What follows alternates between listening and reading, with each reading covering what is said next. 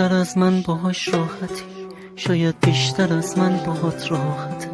همش چشم راهم که شاید بیا، الان 24 ماه و چند ساعت.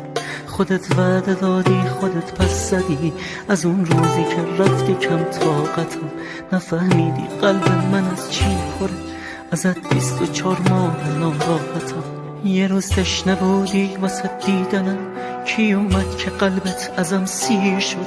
دقیقا زمانی که وقتش نبود، من دلگیر شدم تو دلت گیر شد. توی موج رفتار سرد 2 سال نشستم که آب از سرم رد بشه. به من باشه که تا تهش تشنه میرم تا نزارم برات بد بشه.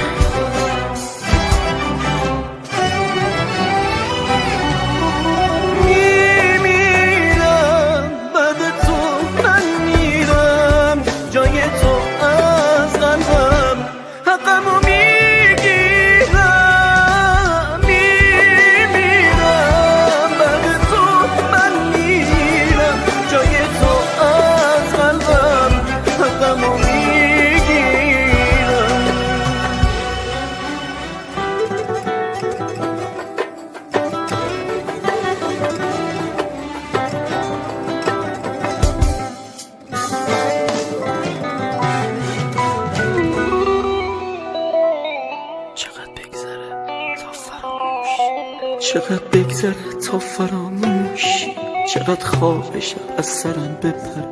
سوالم ازت اینه واضح بگو، چقدر مهربونه چیش از من سره.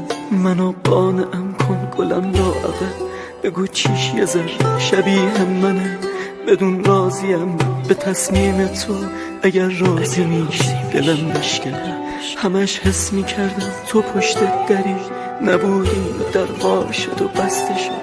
با تکرار این لحظه بعد از 2 سال در خونم بی تو وابسته شد. دوست دارم اما دیگه بسم، ازم کینه داری ازت دل خورم. اینم هدیه سال دوم گلم، با دستم تو رو دستمو میسپارم.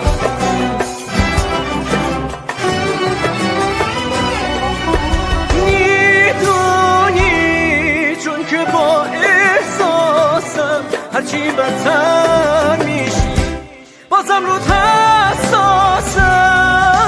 بی تو من با خیالت هشم، ای دل کم طاقت تو بکن نامستم. ضعفم بود مهربونی کردم، هر دفعه میری تو چرا من درگردم.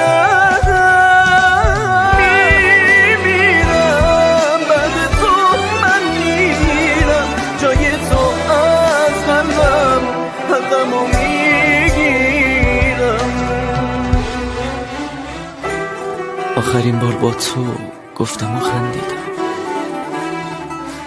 از یه همچین روزی خیلی میترسیدم.